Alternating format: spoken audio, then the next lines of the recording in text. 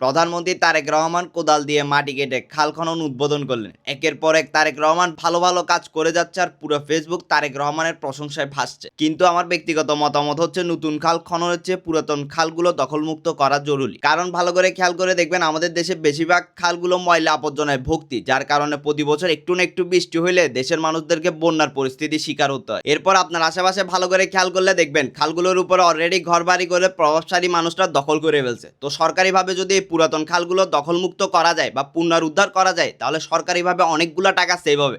যেখানে ধরেন নতুন খাল করতে 10 টাকা খরচ হচ্ছে, ওই জায়গায় পুরাতন খালগুলো যদি আবার দখলমুক্ত করে পুনরুদ্ধার করতে পারে সেখানে খরচ হবে 5 টাকা।